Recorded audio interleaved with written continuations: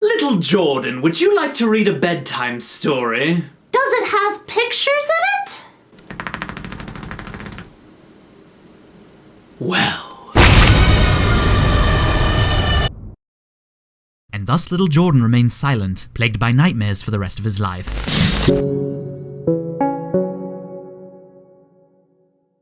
Scary stories to tell in the dark. What a wonderful little children's book series. These aren't the originals, by the way. These are the 25th anniversary editions, but they're shiny, so whatever. If you grew up in the 80s, or the 90s, or even beyond then, and you just managed to get your hands on particularly awesome books, you probably remember being terrified of scary stories to tell in the dark when you were a little kid.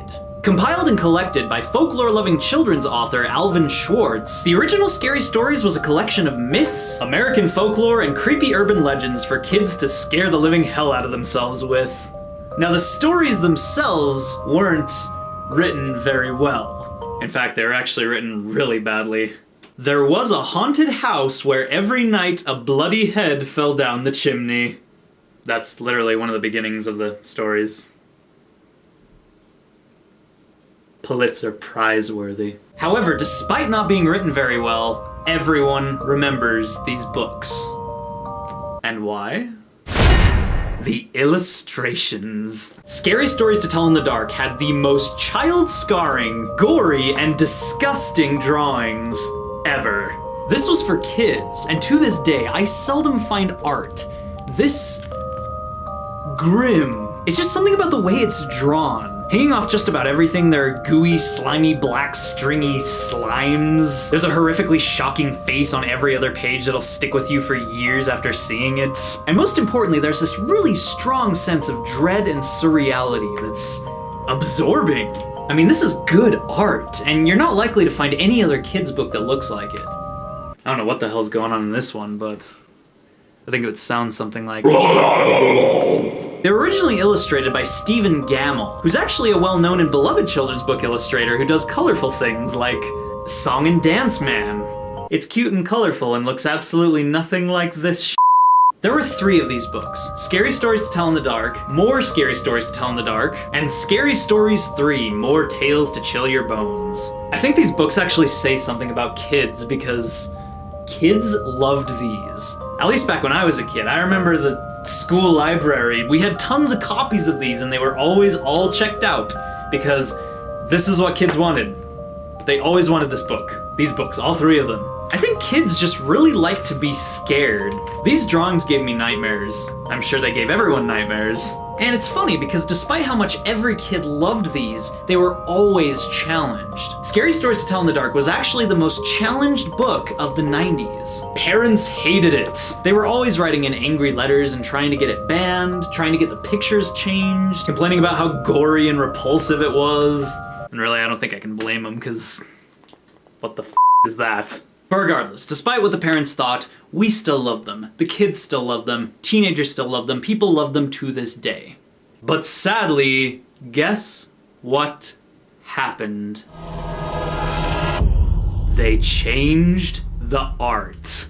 Yeah, in the new copies of Scary Stories to Tell in the Dark, the art is done by Brett Hellquist, the guy who did the drawings for A Series of Unfortunate Events. Now, Brett Hellquist is a good illustrator. I think his work is really cool, and I loved A Series of Unfortunate Events. I loved the drawings, I loved the stories, I grew up with those too.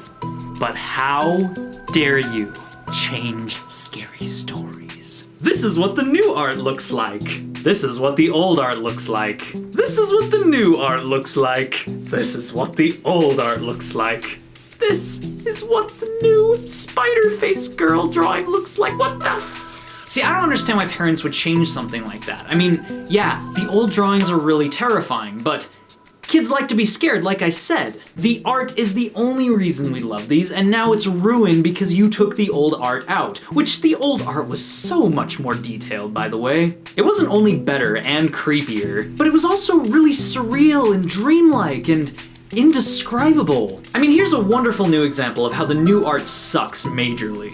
This was the drawing that went with the story Oh Susanna in the original.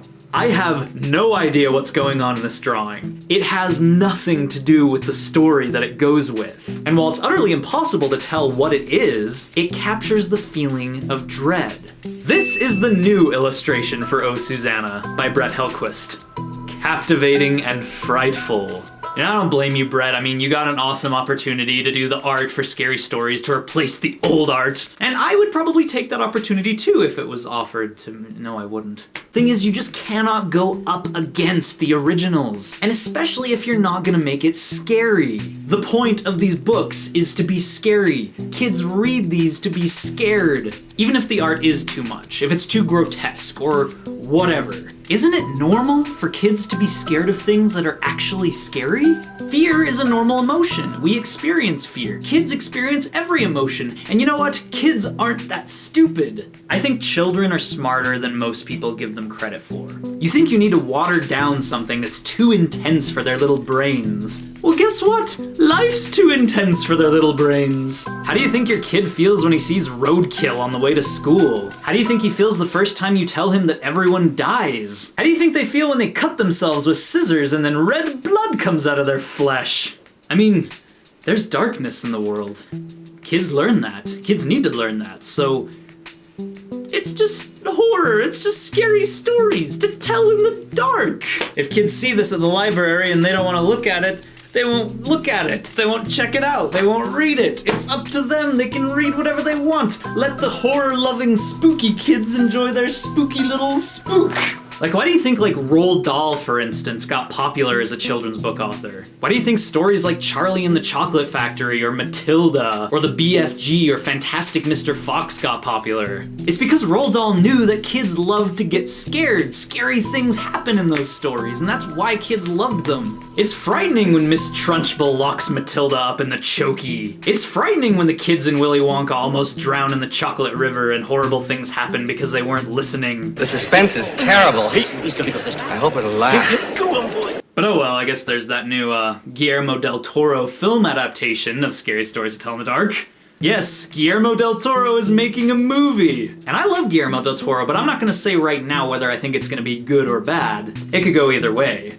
But no matter what they do, whether they make a bad movie, a good movie, ruin the art, print new versions of the books, we'll never forget what we originally grew up with and what was originally so unique. Spookity, spookle, spook. The slithery D. The slithery D. The slithery D. He came out of the sea. He ate all the others, but he didn't eat me. The slithery D, he came out of the sea. He ate all the others, but he didn't eat. That's what it says to do, slurp. That's the end. You slurp, and that's the end.